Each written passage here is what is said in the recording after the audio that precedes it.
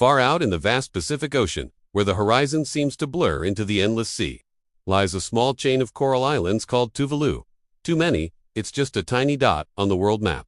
But to those who call it home, it's the center of their universe, a place where life and the ocean are truly one. The name Tuvalu means 8 standing together, for the 8 inhabited islands that form the heart of this proud Polynesian nation.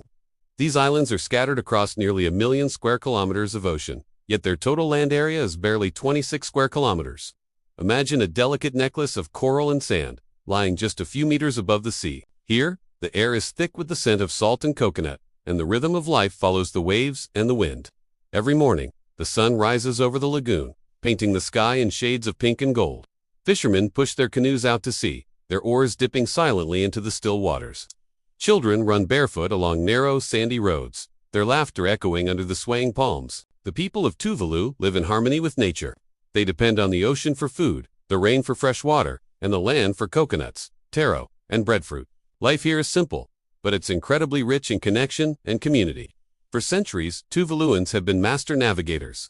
Their ancestors crossed vast stretches of ocean in outrigger canoes, guided by the stars, reading the patterns of the wind, the flight of birds, and the subtle colors of the waves. Their songs and dances tell stories of courage and community. The most beloved of these is the Fatal, a fast, rhythmic celebration where drums pound and voices rise together in powerful harmony. Music is the very heartbeat of Tuvalu. It carries their history, their culture, and their hope from one generation to the next. Tuvalu's story took a new turn in 1978 when it gained independence from British colonial rule. Its capital, Funafuti, became the center of government and modern life. But even with independence, the challenges remained immense. With limited natural resources, fragile soil, and few exports, the country has learned to survive through sheer resilience. Many Tuvaluans work abroad, sending money home to support their families. The country earns income by selling fishing licenses to foreign fleets.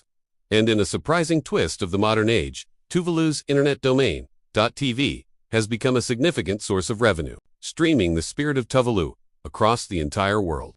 Yet, despite these achievements, Tuvalu faces a silent and ever-growing enemy, the rising sea.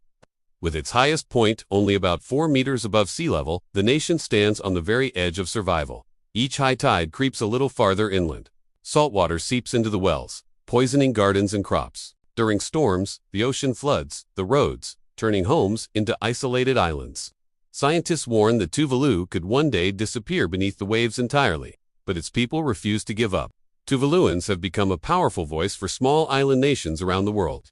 Their leaders speak with passion and urgency at global summits, reminding humanity that climate change is not just a statistic or a dissonant debate, it's a daily, lived reality. In one unforgettable moment that captured the world's attention, Tuvalu's foreign minister delivered a speech while standing knee-deep in the encroaching seawater. It was a haunting, powerful symbol of what is at stake. The world watched, and for a moment, it truly listened. Still, life in Tuvalu continues with remarkable grace and strength. Families gather each evening under the soft glow of the sunset. Elders share stories of the old days, when the stars guided their ancestors across the vast ocean. Children learn traditional dances, their laughter carried on the gentle trade winds. On Sundays, the sound of church bells rings across the lagoons, followed by hymns that rise like prayers for the land, the sea, and the future. Visitors who make the journey to Tuvalu don't find luxury resorts or bustling tourist attractions. What they find is something far more precious: peace. It's a peace found in the gentle smiles of the people, the sound of waves breaking against the distant reef, and the profound feeling that time itself has slowed down. Here, community is everything. Neighbors share food without a second thought, help repair roofs after storms, and look after each other's children as if they were their own. There is no rush, no noise of traffic or industry, only the steady pulse of nature and the unbreakable bond of togetherness. Despite being one of the smallest and most isolated countries in the world, Tuvalu carries a voice larger than many great nations. Its story is a powerful reminder that size does not define strength. Its people stand as guardians of a disappearing world, not with anger, but with unwavering dignity and resolve.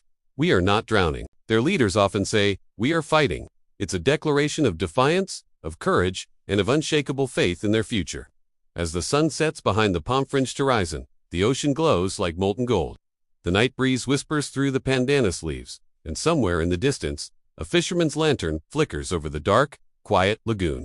Tuvalu sleeps small, serene, and steadfast. Tomorrow, it will rise again to meet the tide. Because Tuvalu is more than just an island nation. It is a symbol of unity, a testament to resilience, and a reminder that even the smallest voices can echo across the oceans. It is the heartbeat of a people who refuse to disappear, who stand together, strong and proud against the rising sea. Thank you for watching. If this story moved you, please consider sharing it to raise awareness for Tuvalu and other nations on the front lines of climate change. Don't forget to like and subscribe for more stories from around our incredible world.